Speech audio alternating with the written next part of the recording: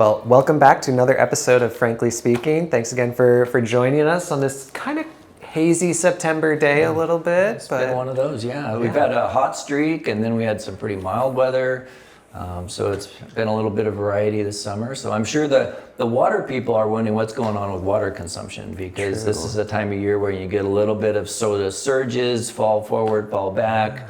I know I was talking with Toby, and there's a pool going on out at Hayden Bridge about what our peak day in August was going to be. So I know they're very interested in water consumption. Yeah, for sure. Well, and I mean, September also back to school time. So what I wanted to ask you, what is your most poignant back to school memory, either as a kid or a parent or just a Ducks fan?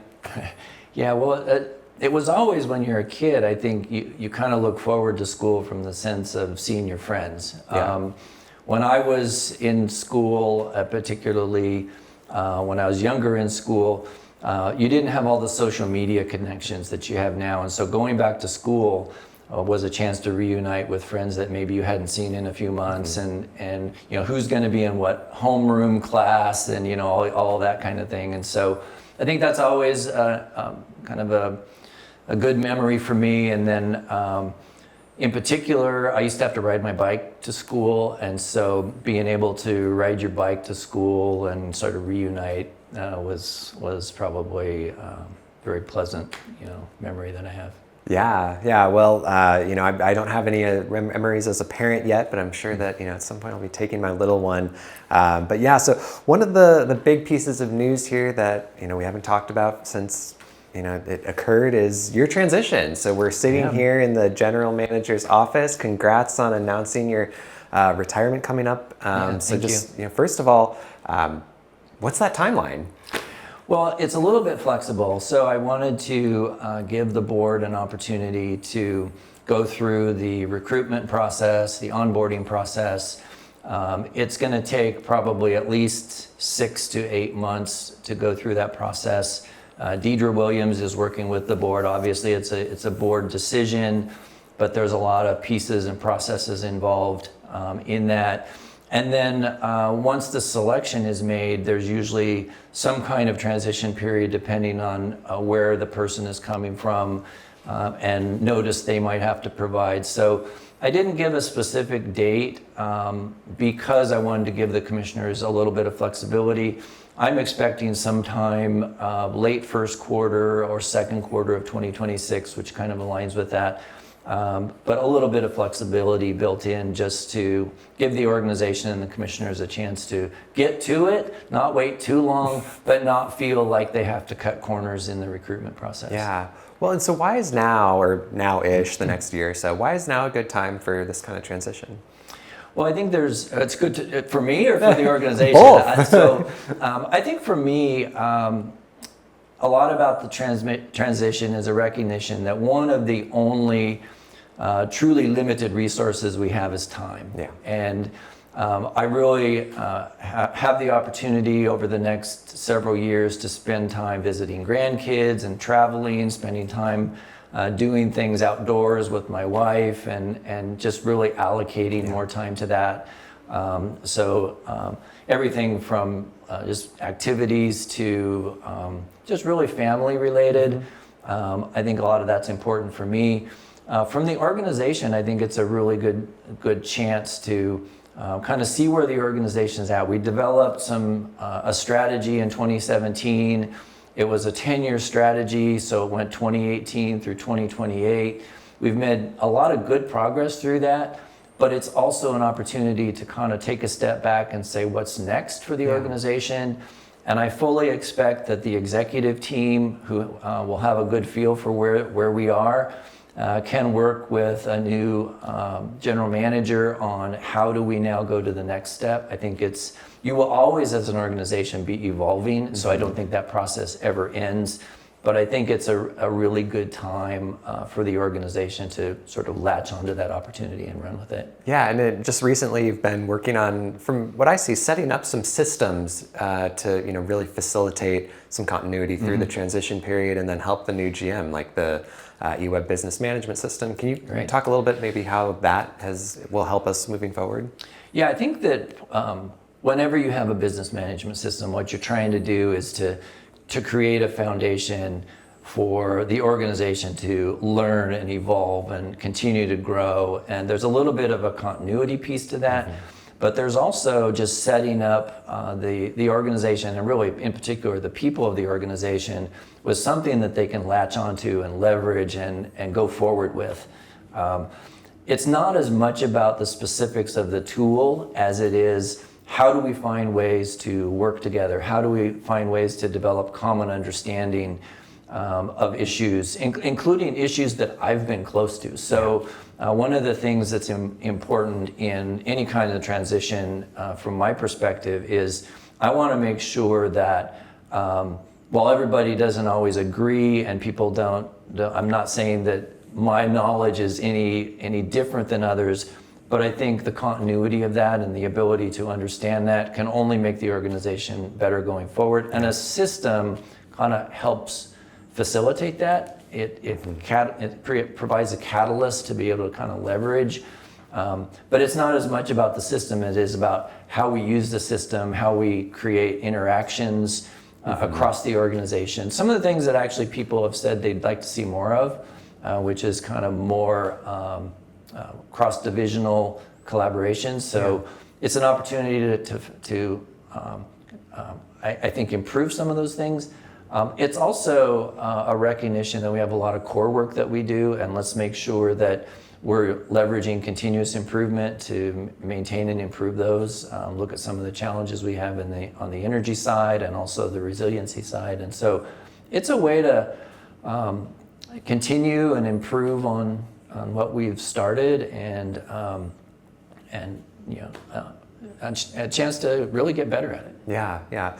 Well, so a general manager transition, feels like a big change for staff. So what does this, mean for staff in their day-to-day work and their sort of day-to-day lives here at EWEB?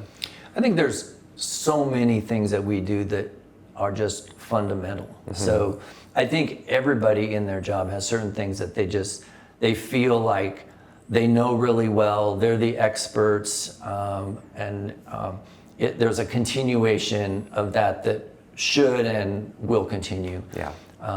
Any kind of a change within the organization, I think especially in the general manager position, a general manager is going to come in and assess, what are the choices that we have? There's a lot of things we have to do as part of our core work, but there's also things that we choose to do. Why are we choosing those things? Does it still make sense? I think EWEB is really well positioned from the fact that it's an organization that's respected. There's resources here that people have that they can work together on. Part of the business system is to really align the thinking around what those opportunities are. So I think that any transition, especially with the general manager, it's really important for them to walk in and say, gosh, this organization does know what they're doing. They're coordinated. Now, it might not be everybody agrees on things, and that's totally expected. That's why a transition can be a good thing. You get new thinking, you get new ideas, but also just the rationale, the logic behind things, the reasoning behind things, that's really important. And I think that's what somebody will look at when they come into it. Yeah. Well, and then kind of the same question from a community perspective. Is this something, do you envision the community would even be able to notice that a new GM is coming in? I think so much of what we do is unnoticed. So people tend to notice when we're not doing things. So I would think that there's a lot of what we do, people would continue to get electricity and water and the reliability, and there's a lot of things that we do that I think will continue that you don't necessarily want to get attention on.